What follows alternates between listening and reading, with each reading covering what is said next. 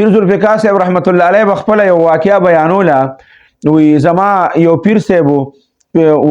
وجیه الدین صاحب رحمت الله علیه وی هغې چونکې په 1973 74 کې یا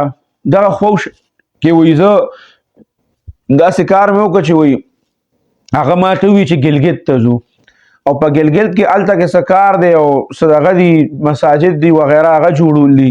وی ما ورته وایي چې صحیح ده. وی زه د هغه د خدمت دپاره هغه سره روان شوم. وی چې کله مونږ ګلګت ته تللو ګلګت داسې خو نه و دا نن سبا چې کومې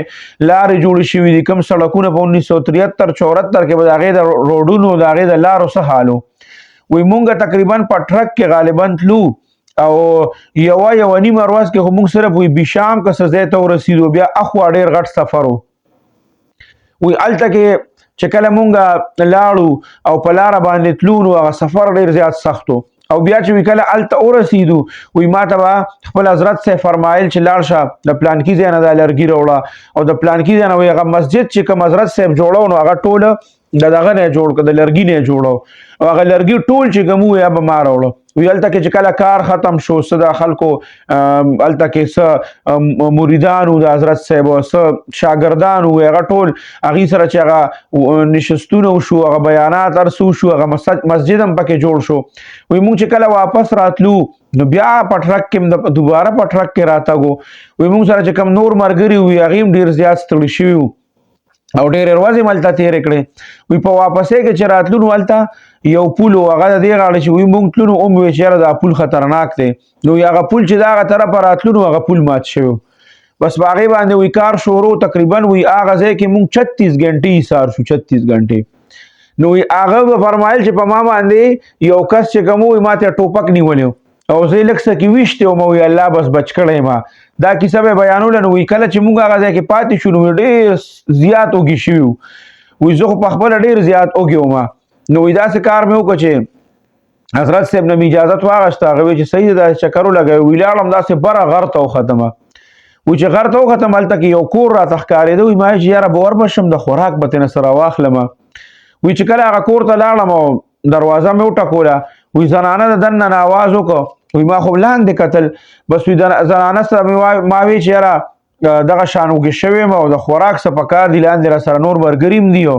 د خوراک څه پکار دي. وی هغه زما په خبره نه پوهېده چونکې مونږ خو اردو وې او وی زه د هغې په خبره نه پوهېدم. وی مونږ په دې کې دا خبرې لږې اوږدې شوې چې دا خبرې اوږدې شوې د هغه طرفه یو سړي رامنډه کړو ټوپک ورسره لاس کې د مخې سره یې ما ته ونیوه او ما ته ونیوه او بس وی ما ته وایي چې په خپله ژبه کې راته لګیا دی. وی زه خو په خبره نه پوهېدم خو د هغه د لهجې نه ما ته پته لګېده چې په غوسه کې راته لګیا دی. وی کله چې هغه خپل کور والا ولیده نو هغه ورته په خپله ژبه کې داسې په غوسه کې ورته وویه ښځه چې او زه په هغه انداز باندې پوه شوم چې یار ته وګوره هغه خو لاندې ګوري هغه خو را سره ما ته بره کتلي نه دي د خپل ضرورت دپاره راغلی دی روټۍ غواړي. نو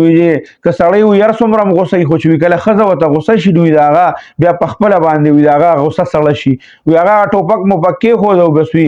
ما ته وی چې زه درځم روټۍ دروړم یا ته دغه ځای کې یو ځای کې کېنولم او بیا هغه روټۍ چې تیاره شوه اوس لاندې ملګرو راوړه هغه روټۍ مونږ ډېره زیاته وخوړه او فرمایي چې هغه داسې روټۍ وه که نه داسې نو فرمایل به د مرګه پورې به حضرت صاحب اکثر دا به فرمایل ما ته په بیاناتو کې اورېدلي وو چې د هغې روټۍ هغه ذایقه چې زه اوس هم کله یاده کړم که نه نو د هغې هغه خوند زما په خوله کې راشي دومره بهترینه ذایقه د هغه روټۍ وه. نو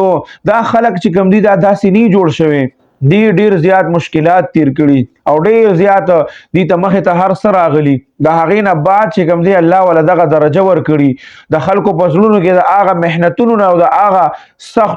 سختو تیرولو نه بعد هغه سختۍ تېرې کړي هغې نه بعد د الله چې کوم دی نو د الله